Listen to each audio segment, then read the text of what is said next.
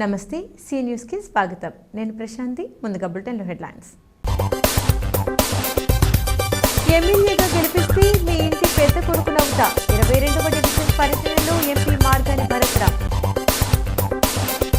వైఎస్ఆర్సీపీకి డిపాజిట్లు తప్పకుండా చేయాలి కాపు తూర్పు కాపు సమావేశంలో టీడీపీ జనసేన నాయకులు రెండు కులాలకు 3% రిజర్వేషన్ కల్పించాలి రాష్ట్ర అధ్యక్షుడు నీలాపు వెంకటేశ్వరరావు డిమాండ్ తెలుగు భాష పరిరక్షణలో భాగస్వాములు కావాలి తెలుగు వేద కవి జొన్నవితుల రామలింగేశ్వరరావు పిలుపు ఘనంగా మహాపూర్ణాహుతి అన్న సమారాధన ముగిసిన పంచాయతన పూర్వక సూర్యారాధన రాజమండ్రి ఎమ్మెల్యేగా గెలిపిస్తే మీ ఇంటి పెద్ద కొడుకునై అన్నింటా నేనుంటానని పార్లమెంట్ సభ్యుడు సిటీ నియోజకవర్గ వైసీపీ కోఆర్డినేటర్ మార్గాని భరత్రామ్ నగరవాసులకు మాటిచ్చారు.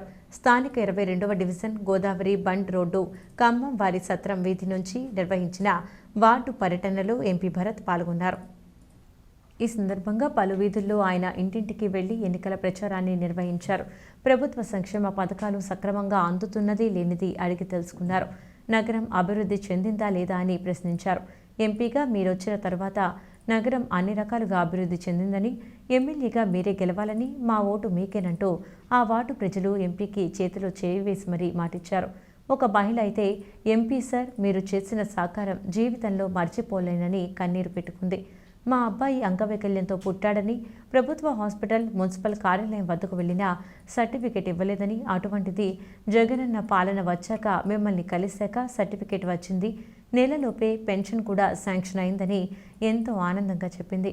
నుదుటిన విజయతిలకం దిద్ది మీరు తప్పనిసరిగా గెలుస్తారు మంత్రి అవుతారని మహిళలు నిండు మనసుతో ఆశీర్వదించారు. వీధి వీధంతా మహిళలు పిల్లలు పెద్దలతో సహా ఎంపీ ఎన్నికల ప్రచారంలో పాల్గొన్నారు. వైసీపీ నగర అధ్యక్షులు Adapa Srihari, cluster in charge Ajjarapu Vasu, ward in charge Doravasula Satyanarayana, Kotha Bala Muralikrishna, Kotha Vijayarajalakshmi, Kedarshetti Govind, G Ramakrishna, N Nagadatta, N Babu, ward ప్రముఖులు పార్టీ శ్రేణులు పెద్ద ఎత్తున పాల్గొన్నారు. తెలుగుదేశం పార్టీ ప్రభుత్వ హయాంలో కాపులు తూర్పు కాపులకు ఆర్థిక సామాజిక రాజకీయ ప్రాధాన్యత కల్పిస్తే ఆ తర్వాత అధికారంలోకి వచ్చిన వైఎస్ఆర్ కాంగ్రెస్ పార్టీ ప్రభుత్వం కాపుల్ని తూర్పు కాపుల సంక్షేమాన్ని పూర్తిగా విస్మరించిందని తెలుగుదేశం జనసేన పార్టీ ముఖ్య నాయకులు విమర్శించారు. తెలుగుదేశం జనసేన పార్టీలకు చెందిన కాపు తూర్పు సామాజిక వర్గాల ఆత్మీయ సమావేశం స్థానిక జైన్ రోడ్డులో ఉన్న జేకే ఫంక్షన్ హాల్లో ఆదివారం ఘనంగా జరిగింది. టీడీపీ పార్లమెంట్ కమిటీ ఉపాధ్యక్షుడు మజ్జి రాంబాబు అధ్యక్షతన జరిగిన ఈ సమావేశంలో మాజీ ఎమ్మెల్సీ ఆదిరెడ్డి అప్పారావు, మాజీ ఎమ్మెల్యే పరిశీలకురాలు చిల్ల జగదీశ్వరి, రాజమహేంద్రవరం సిటీ టీడీపీ జనసేన ఉమ్మడి అభ్యర్థి ఆదిరెడ్డి వాసు, టీడీపీ రాష్ట్ర నాయకులు ఎర్రా వేణు, జనసేన సిటీ ఇన్ఛార్జ్ అనుశ్రీ సత్యనారాయణ, నగర అధ్యక్షుడు వై శ్రీను, రాష్ట్ర నాయకురాళ్లు గంటా స్వరూప, ప్రియా సౌజన్య, మాలి విజయలక్ష్మి తదితరులు మాట్లాడారు. టీడీపీ జనసేన పొత్తు పొడిచిన రాజమహేంద్రవరం సిటీ నియోజకవర్గం నుంచి ఉమ్మడి అభ్యర్థి ఆదిరెడ్డి వాసుని గతంలో కంటే అత్యధిక మెజార్టీతో ఎమ్మెల్యేగా గెలిపించాలని పిలుపునిచ్చారు. సీఎం జగన్మోహన్ రెడ్డి నవరత్నాల పేరుతో నవ మోసాలకు పాల్పడుతూ కాపులు తూర్పు కాపుల సంక్షేమాన్ని గాలి కొదిలేసిందన్నారు.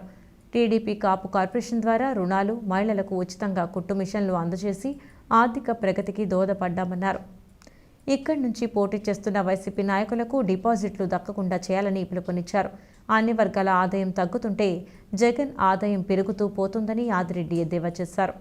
సమావేశంలో టీడీపీ జనసేన నాయకులు రెడ్డి మణి, వర్రే శ్రీనివాసరావు, రుంకాని వెంకటేశ్వరరావు, దొండపాటి సత్యంబాబు, అల్లపల్లి నాగబోస్, నల్లం శ్రీను, బుడ్డిగ రాధ, ఉప్పులూరి జానకిరామయ్య తదితరులు పాల్గొన్నారు.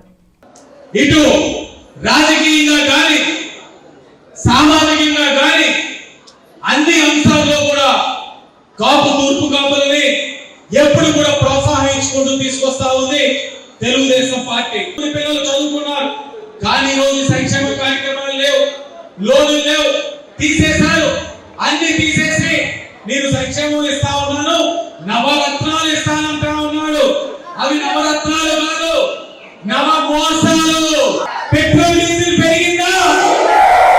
నూనె ధర పెరిగిందా? గ్యాస్ ధర పెరిగిందా? బుద్ధి ధర పెరిగిందా? కరెంట్ ఛార్జీలు పెరిగినాయా? చెత్త పనులు వేసారా?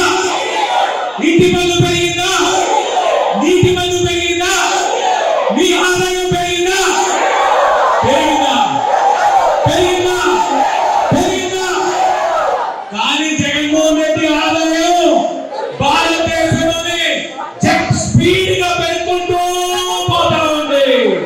మేము ఒకటే అడుగుతున్నాం, మీరందరూ కూడా అభిమానంతో ఖచ్చితంగా నాడు మా భవానీ కోడలకి ఏ విధంగా అయితే 34,000 మెజార్టీ ఇచ్చారో అంతకన్నా ఎక్కువ మెజార్టీ తోటి మీరు గెలిపిస్తారని మిమ్మల్ని అందరినీ కూడా హృదయపూర్వకంగా వేడుకుంటున్నాం. రెండు పార్టీలకు కూడా సమన్యాయం, సముచిత స్థానాలు ఇవ్వాల్సినటువంటి అవసరం కూడా ఉన్నారు. కాపు కార్పొరేషన్ ద్వారా ఎన్నో కుట్టు మిషన్లు తీసుకొచ్చారు. కాపు మహిళలకి ఆ కుట్టు మిషన్లో ట్రైనింగ్ ఇప్పించి ఆ ట్రైనింగ్ అయినట్టునే వాళ్ళకి ఒక మిషన్ చంద్రబాబు నాయుడు గారు కాపు మహిళలకి ఆయన నవరత్నాల పేరుతో అనుగుణంగా కొన్ని ఫెసిలిటీస్ ఇస్తే అందులో కాపులకు ఏమొచ్చింది, తూర్పు కాపుకి ఏమొచ్చింది, వెలవలకు ఏమొచ్చింది, బీసీకి ఏమొచ్చిందని వెతుక్కోమని చెప్తుంటే నేను మీ ఆఫీసులో వెతికి పెట్టి ఇవ్వలేరా? ఎవరికి ఏమొచ్చినాయో చెప్పలేరా? అంటే మీరు మీ సొంత సంపాదనల మీద తప్ప ఎవరి యొక్క సంక్షేమం గురించి ఆలోచించే పరిస్థితి లేదు అని నేను ఆనాడే చెప్పాను. నేను సెంట్రల్ జైల్లో చంద్రబాబు నాయుడు గారు ఉన్నప్పుడు నేను వచ్చేక్కడ నేను మనస్ఫూర్తిగా తెలుగుదేశం పార్టీకి సపోర్ట్ ఇస్తున్నానని చెప్పడం వల్ల ఆ యొక్క సంస్కారం మరింత పెరిగింది. అప్పుడు కాదు ఇప్పుడు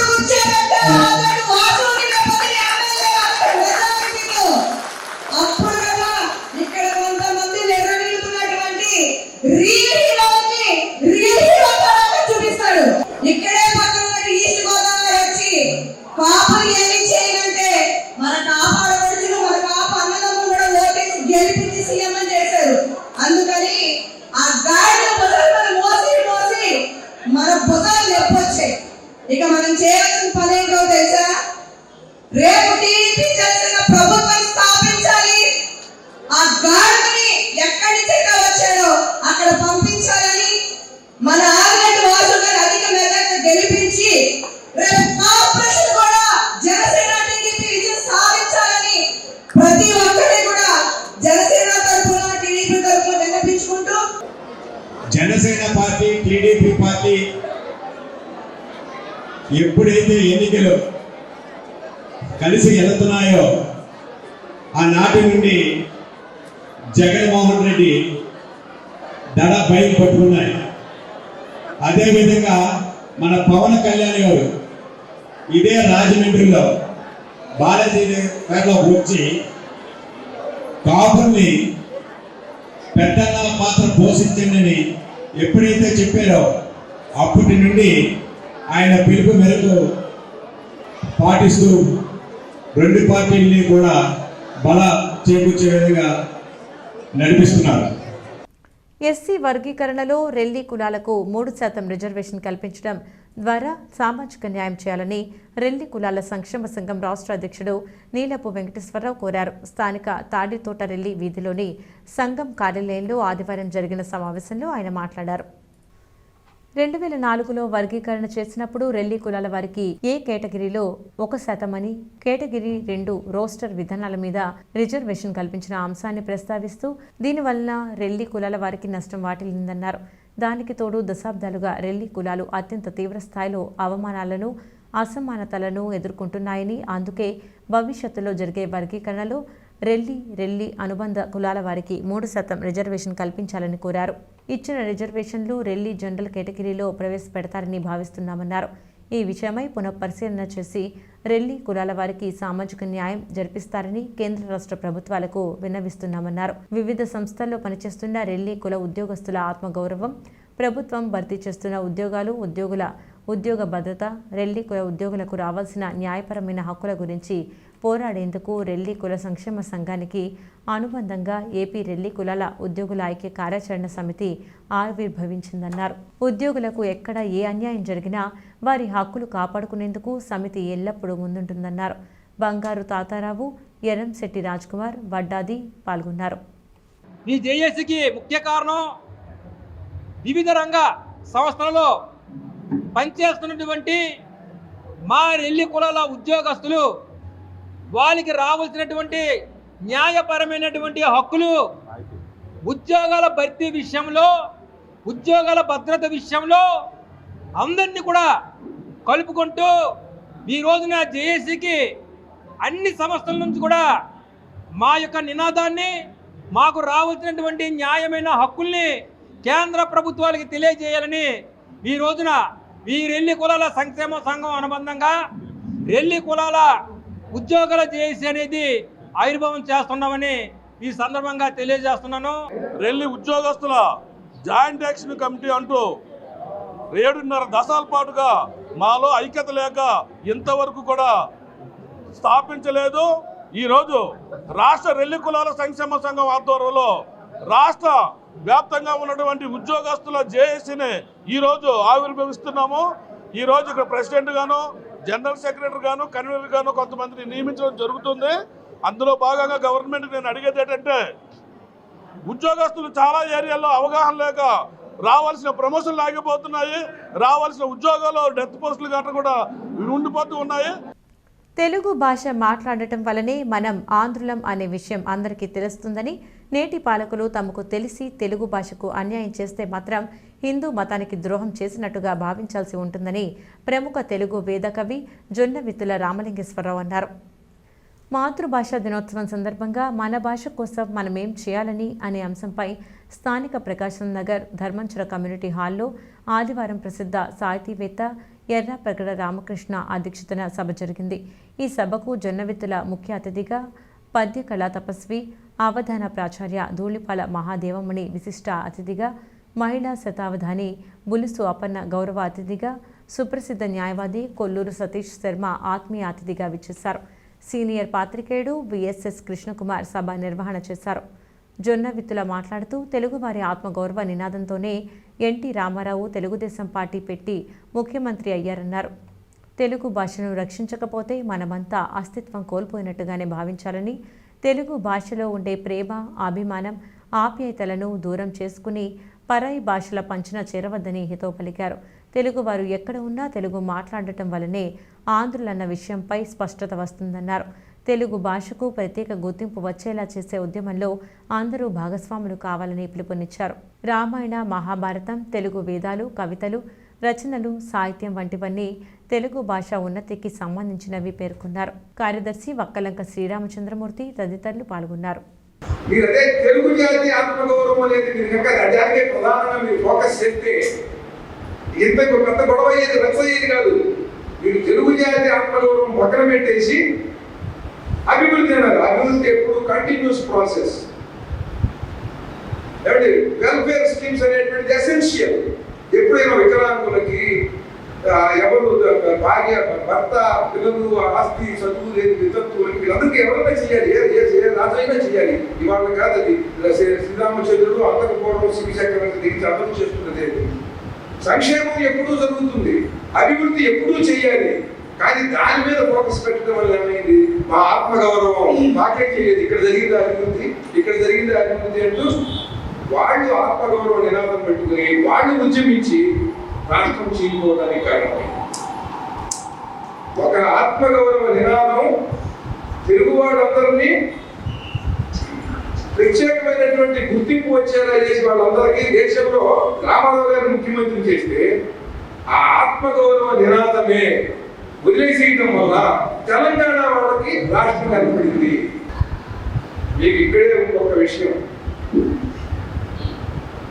ఈ తెలుగు భాషను కనుక మనం రక్షించుకోకపోతే ప్రేమాపేక్షలు, బంధాలు అన్నీ కూడా శూన్యమైపోతాయి. పేపర్ మిల్లు రోడ్డు సీతంపేటలో ఈ నెల 11 నుంచి శ్రీ పద్మాక్షి సేవా సమితి పక్షాన వడలి కుమార్ శర్మ ఆధ్వర్యంలో నిర్వహిస్తున్న షోడశ దిన ప్రయుక్త పంచాయతన పూర్వక సూర్యారాధన ఆదివారం ఉదయం మహాపూర్ణాహుతితో దిగ్విజయంగా పూర్తయింది. అనంతరం భక్తులకు భారీ ఎత్తున అన్నదానం నిర్వహించారు. వేలాది మంది పాల్గొని స్వామివారి అన్నప్రసాదం స్వీకరించారు.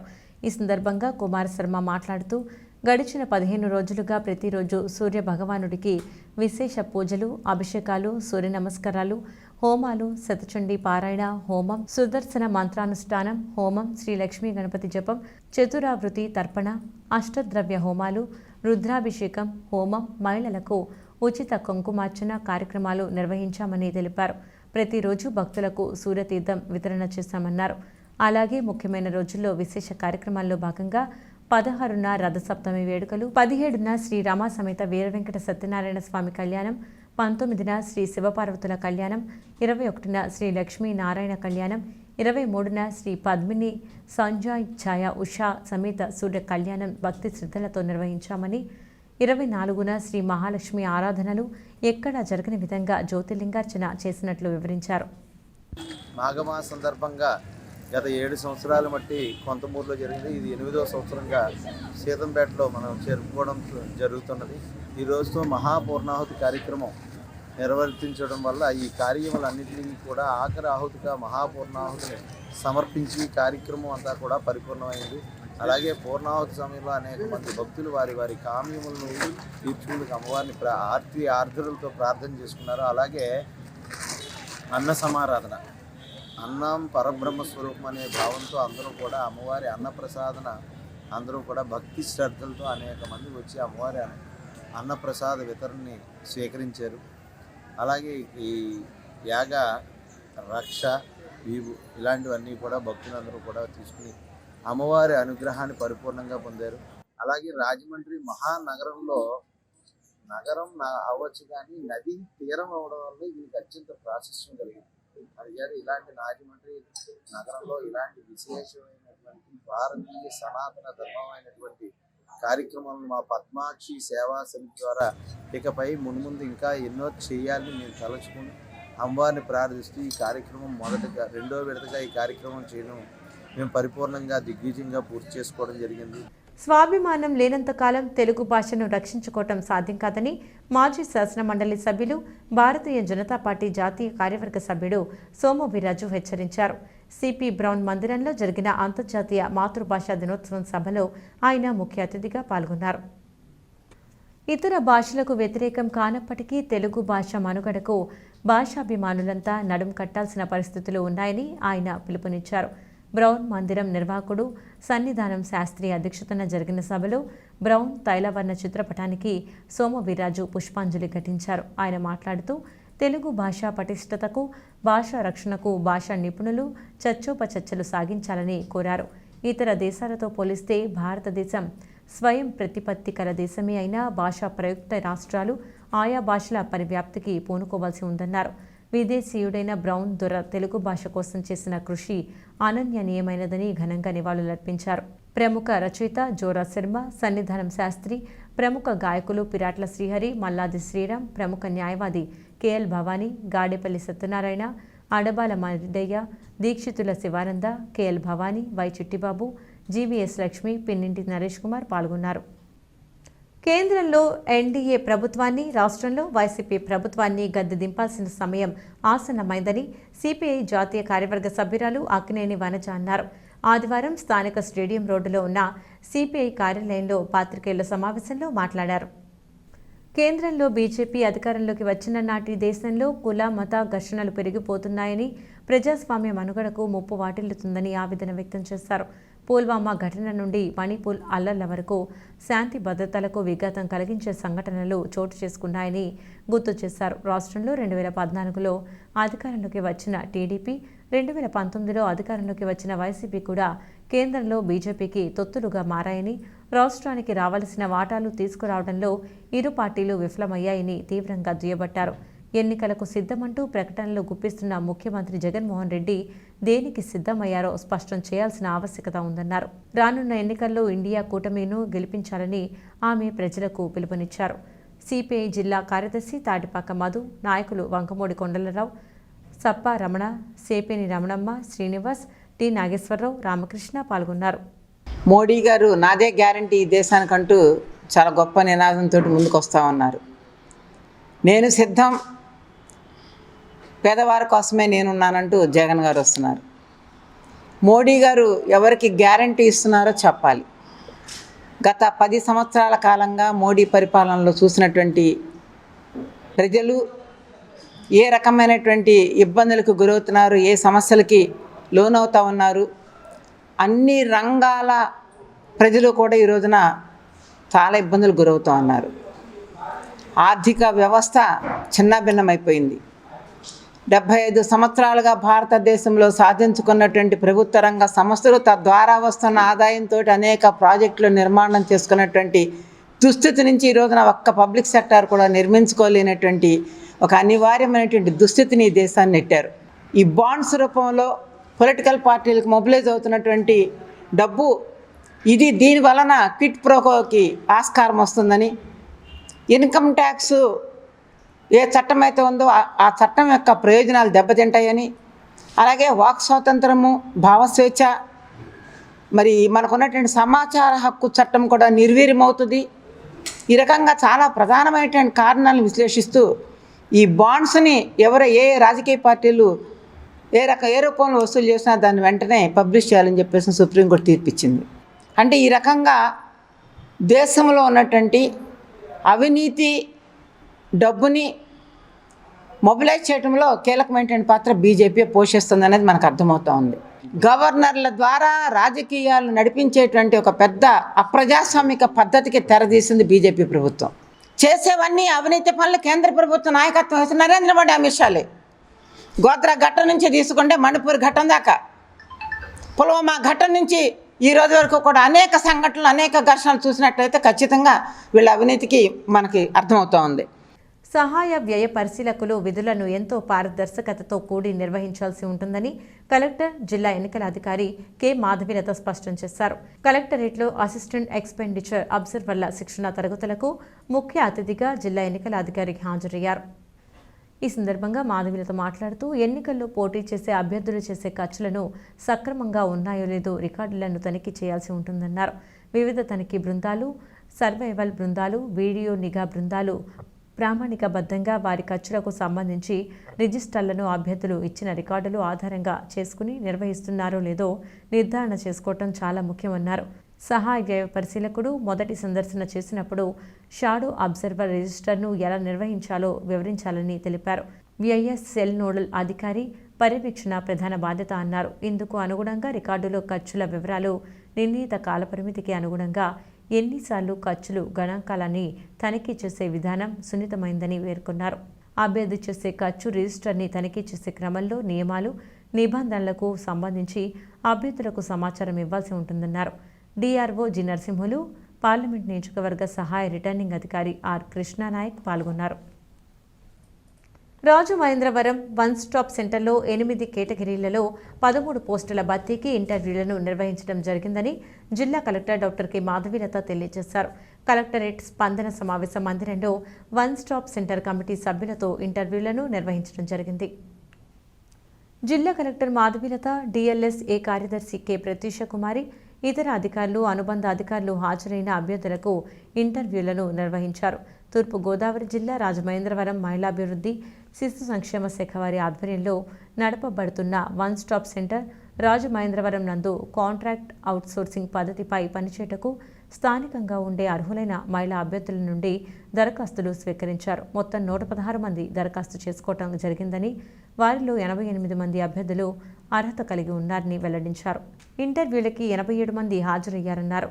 దిశ DSP B Adinarayana, GUVB Raju, K Vijayakumari, D Rambabu, KS Jyothi, స్వచ్ఛంద సంస్థల ప్రతినిధులు జె అన్నపూర్ణ, విజయ్ దీపిక పాల్గొన్నారు. బులెటిన్ ముగించే ముందు హెడ్లైన్స్ మరొకసారి. ఎమ్మెల్యేగా గెలిపిస్తే మీ ఇంటి పెద్ద కొడుకునవుతా 22వ డివిజన్ పరిధిలో ఎంపీ మార్గాని భరత్రామ్. వైఎస్ఆర్సీపీకి డిపాజిట్లు దక్కకుండా చేయాలి. కాపు తూర్పు కాపు సమావేశంలో టీడీపీ జనసేన నాయకులు. రెల్లి కులాలకు 3% రిజర్వేషన్ కల్పించాలి. రాష్ట్ర అధ్యక్షుడు నీలాపు వెంకటేశ్వరరావు డిమాండ్. తెలుగు భాష పరిరక్షణలో భాగస్వాములు కావాలి. తెలుగు వేద కవి జొన్నవితుల రామలింగేశ్వరరావు పిలుపు. ఘనంగా మహాపూర్ణాహుతి, అన్న సమారాధన, ముగిసిన పంచాయతన పూర్వక సూర్యారాధన. ఇవి వాటి సి న్యూస్ అప్డేట్స్. తిరిగి మరొక బులెటిన్లో మళ్ళీ కలుద్దాం. అంతవరకు సెలవు. నమస్కారం.